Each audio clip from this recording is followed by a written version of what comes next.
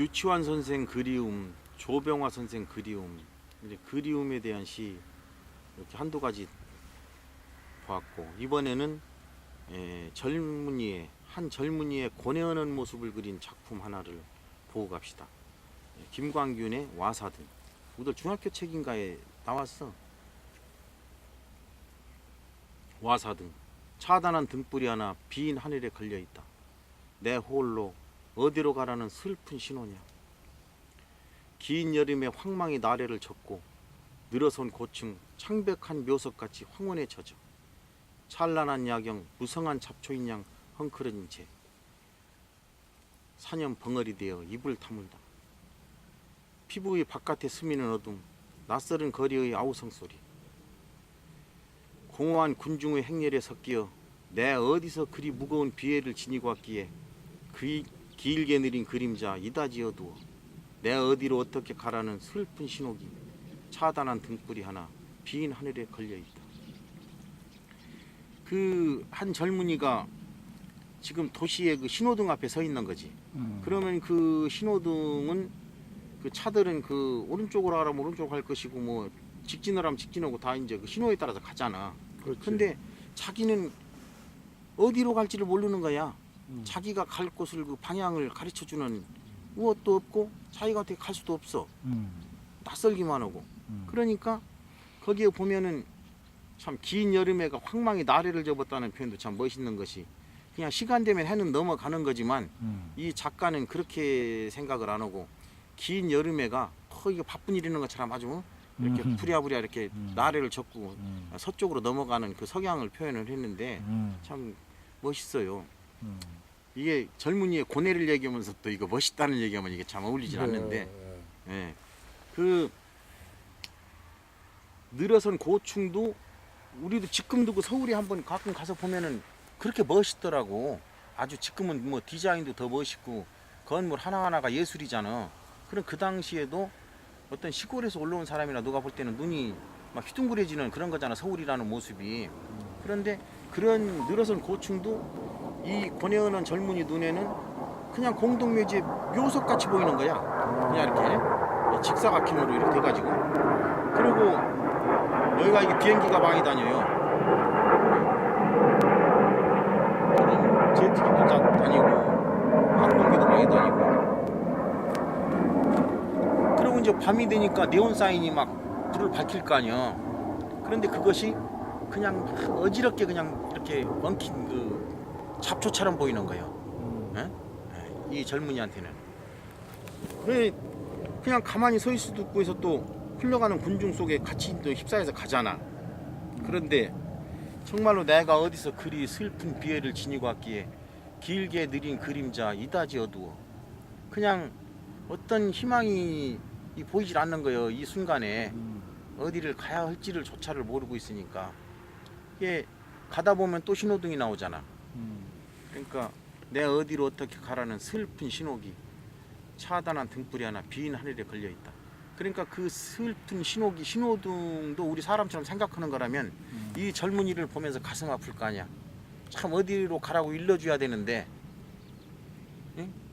어떤 방향을 잃고 이렇게 헤매는 저 젊은이한테 뭔가를 이렇게 정확한 방향을 제시해 줄 수 없는 그 신호등조차도 마음이 슬플 거 아니야. 그러니까 내가 어디로 어떻게 가라는 슬픈 신호기라고 그러잖아.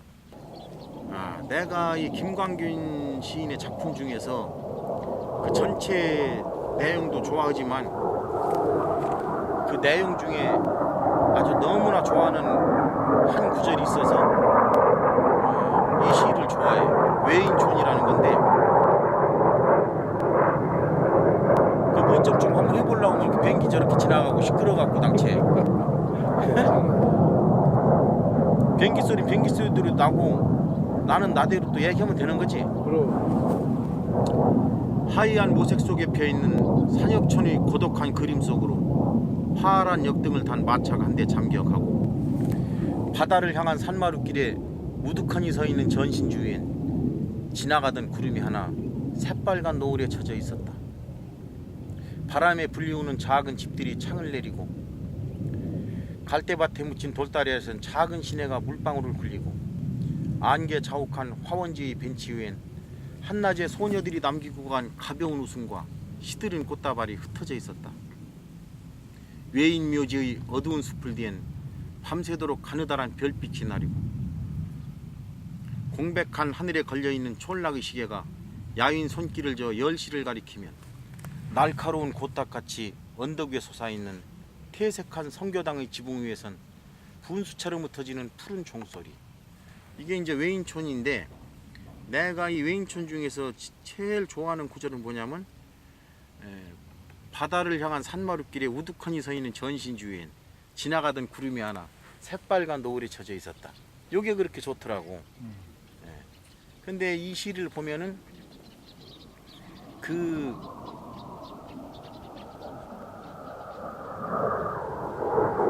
비행기 참 많이 지나가네. 오늘따라 다른 날은 이제 별로 안 지나가다 오늘은 또 그렇게 더 뭐좀 한다고 하면 그렇게 날리고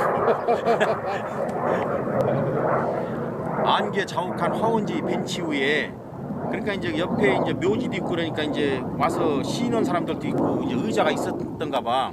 근데 그 이 시인이 생각할 때는 그 한낮에 소녀들이 이제 뭐 제잘제잘하고 얘기하고 웃고 그랬을 거 아니야. 그 웃음소리가 지금 거기에 남아 있는 거야. 시인이 표현하기는 한낮에 소녀들이 남기고 한 가벼운 웃음과 시들은 꽃다발이 흩어져 있었다. 이게 참 표현이 말이야. 그 웃음이 거기에 이렇게 남아 있는 거야. 그리고 그 촌락의 시계가 야인 손길을 저 10시를 가리킨다고 그러잖아.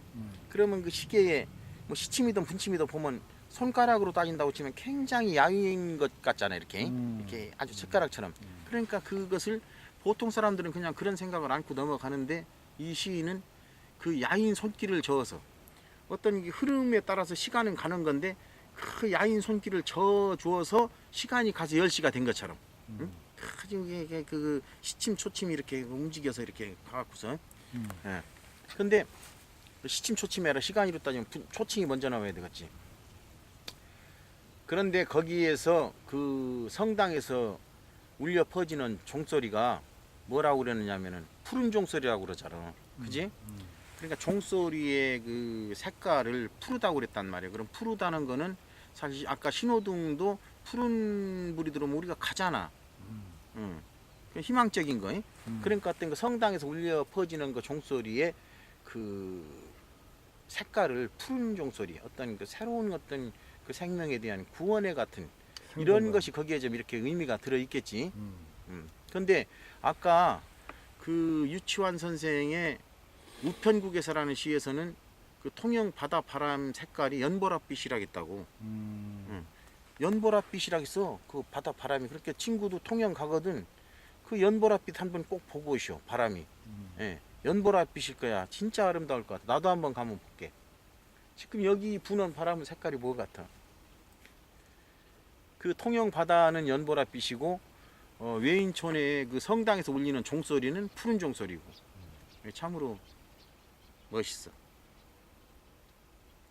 그 아까 그 하얀 모색 속에 피어 있다 했잖아. 첫 구절에. 그 모색이라는 것은 그거라고 그러대.